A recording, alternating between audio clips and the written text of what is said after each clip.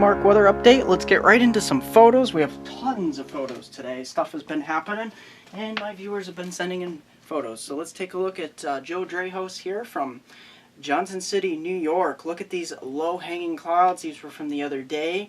I believe it was on, if I look, Monday.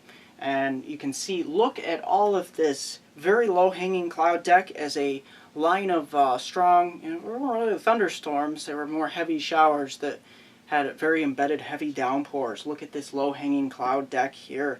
If we take a look, he's got some really nice flowers here and blooming very nicely. The gardens are doing very well here in the southern tier of New York this year with all the rain.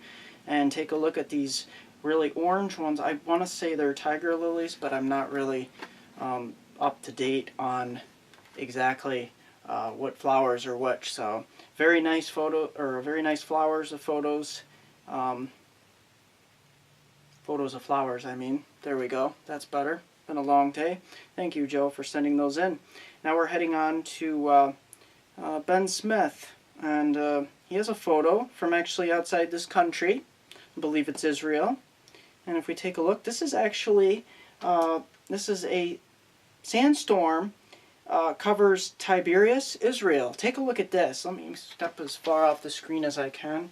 You can see he actually says that it's 500 feet below sea level, and of course the dust is pretty much everywhere. It's this is probably the middle of the day because he says it's blocking out the sunlight. So as you can see, this is very, very, very good. Excuse the air conditioning system that just turned on. Of course, I'm in the lowest level right now, so I'll try to speak louder here. As you can see, we have a very, very, very big expanse to this sandstorm here. So look at that. And of course, you got the palm tree, very reminiscent of Israel. Thank you, Ben Smith, for sending that in. That's my first photo that one of my viewers has sent in outside the country. Very nice. It's nice to see what's going on in the world of weather. So we get right over to thought I had someone else here in the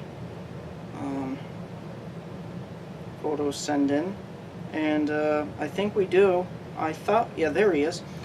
Lucas D from Linden, Texas. Take a look at these photos here, and here they are from Tuesday, I believe. All these are from Yep. Here we go. Look at these nice blue sunny skies here. Nice foliage. Look at these beautiful cumulus clouds here. And of course we've got some pictures of some flowers mixed in here because the flowers are pretty much in full bloom all across the south. And you look at these. You got stuff like blue jays here, and you've got some really, really nice sky pictures. Very, very beautiful sky pictures in Linden, Texas. Linden, Texas, I believe, is on the northeastern part of Texas. A very beautiful part of Texas. Very lush green, and these pictures are really, really nice. Thank you, Lucas. Very reminiscent of Texas. And of course, one of these photos here looks kind of ominous. It's kind of dark in the background, and you can see it almost looks like a thunderstorm is forming. So this is really interesting. So let's get down to, we have some more photos. Wow. Photos are pouring in today. Derek Rentschler from Lebanon County, Pennsylvania. Photos from North Cornwall Township in Lebanon County. He did not see a lot of rain. It's only half an inch of rain out of this storm. And very nice. Look at these very dark clouds. This is the weather pattern we've seen across much of the mid-Atlantic of the Northeast here. And look at these photos. Look at them. Very, very dark and ominous. Hopefully we can get that kind of weather out of here because it's just been downright wet and problematic. And I think that's it for photos. Let me just double check here. Leave you with his Derek Rentschler's storm photos here. And we did Ben Smith, we did Lucas D, and we also, very nice, Joe Drehos.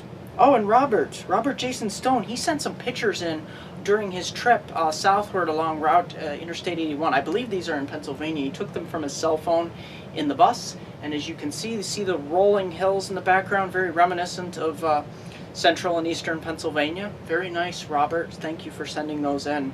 And if I missed any photos, I'll include them in my next video. I usually go through a very extensive recap of the things to come across this area. So very nice. Thanks for all that sent photos in.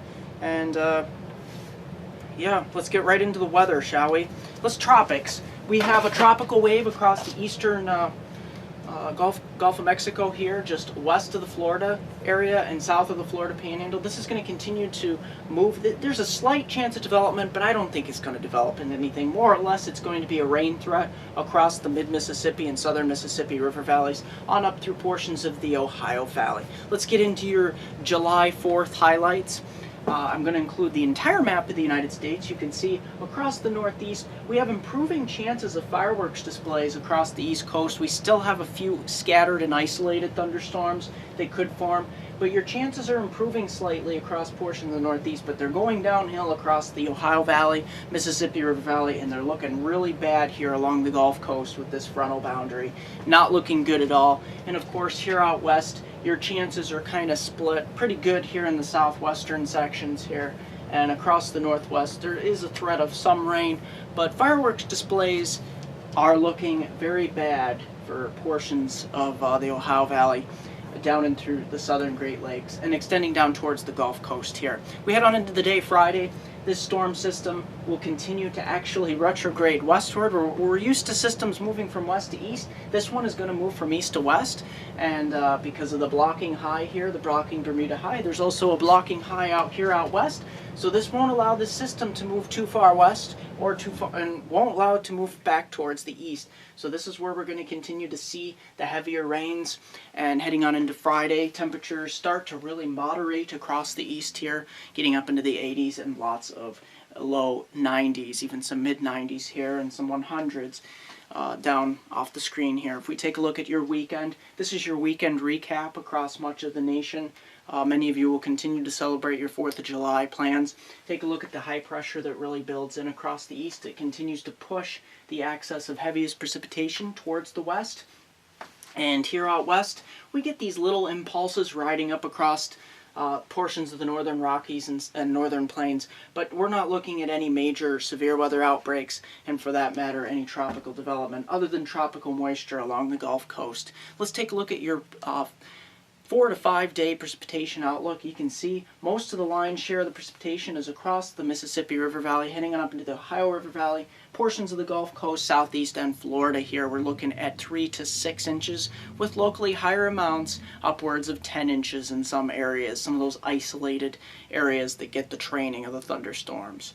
Now, we're also going to be looking at pretty much tranquil weather pattern building in for next week for much of the east. Don't forget to like me on Facebook, a MeteoMark, subscribe to me on YouTube, a MeteoMark.com. Here's a 4-day forecast for my hometown viewers from Binghamton to Elmira and the northern tier counties of Pennsylvania. Let's take a look at the Susquehanna River Valley forecast.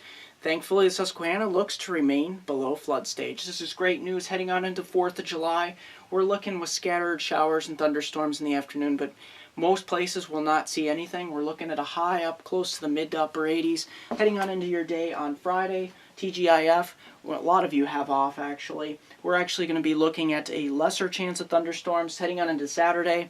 That chance goes way down to about 20%, so Saturday's probably your best day, heading on up to the upper 80s and near 90 by the end of the weekend pretty much. So we're heading on into the day Thursday, Friday, Saturday, and eventually Sunday here. It's looking like improved, but we will continue to build the heat. That is going to do it for MeteoMark. Enjoy your 4th of July holiday.